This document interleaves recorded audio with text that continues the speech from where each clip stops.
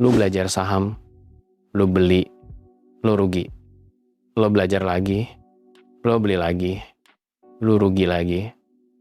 Dan lu nanya kenapa gue nggak maju-maju? Alah, rugi dikit mah wajar. Gue dulu juga gitu. Yang penting sabar, hold aja, nanti balik kok. Nah, itu kalimat kayak gitu yang bikin lo stuck di titik yang sama terus. Bukan karena lo bodoh, tapi karena otak lo lagi ngikutin loop yang sama, fase demi fase, tanpa lo sadari. Beli sekarang. Kemarin 1.500, sekarang udah 1.300. Murah banget kesempatan ini. Fase pertama, denial. Lo baru beli, harganya langsung turun. Dan yang pertama muncul di kepala lo bukan gua salah, tapi ini pasti cuma koreksi sebentar. Lu cari berita yang bilang sahamnya bagus. Lu lihat grafik harganya dan lu bilang ini pola mau nalik. Lo basically jadi pengacara untuk saham yang lagi nyeret portfolio lo ke bawah. Fase kedua, anchoring. Ini yang paling berbahaya, tapi paling gak kelihatan. Lo beli di harga 1.500, ya sekarang harganya 1.100.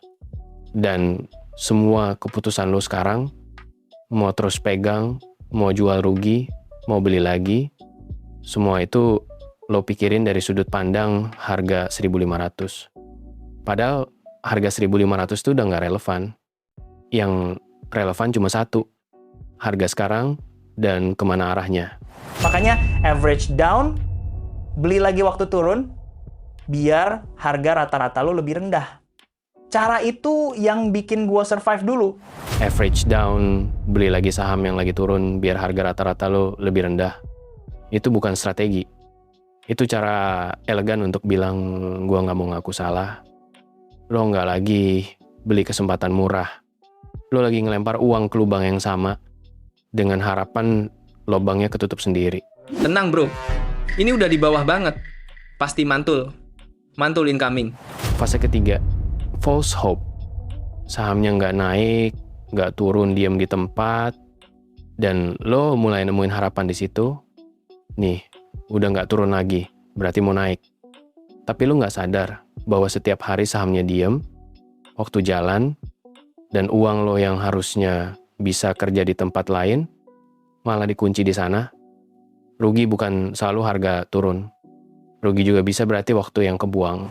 Sabar itu ibadah. Anak muda, Warren Buffett aja hold bertahun-tahun. Fase keempat, capitulation.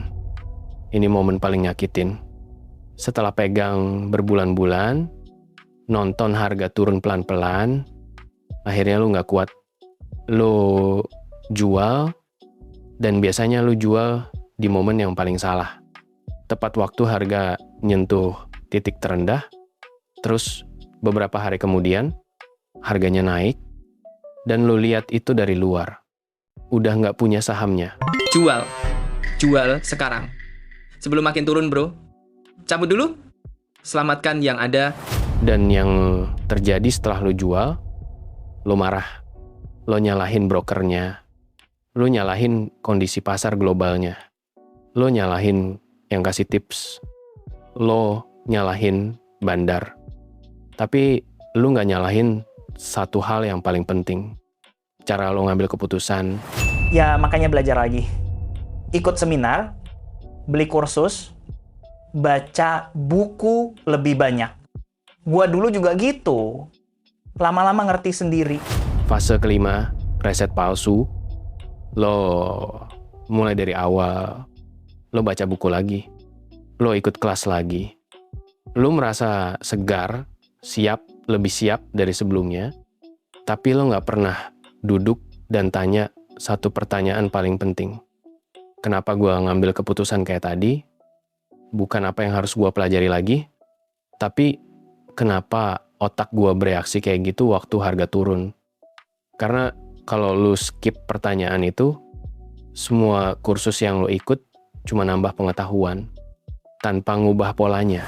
Jadi kenapa lo rugi terus padahal udah belajar? Karena belajar itu ngisi kepala. Tapi yang rusak bukan di kepala. Yang rusak ada di cara lu bereaksi waktu pasar bergerak. Itu dua hal yang beda. Lu bisa hafal semua teori, tapi kalau waktu harga turun 10%, otak lu masih panik dan mulai cari alasan supaya nggak harus ngaku salah. Lu bakal ngulang loop yang sama. Bro, jadi maksudnya gua yang salah? Bukan sahamnya? Bukan tipsnya yang jelek?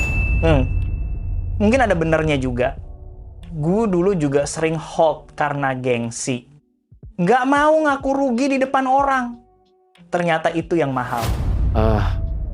Yang ngebedain trader yang akhirnya maju sama yang stuck di loop ini.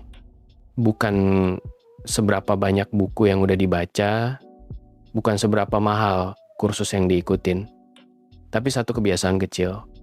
Setelah tiap keputusan salah atau bener, lu duduk dan tanya, kenapa gua tadi ngambil keputusan itu? Bukan ngerasa bersalah, cuma ngerti. Karena yang bisa diubah cuma yang bisa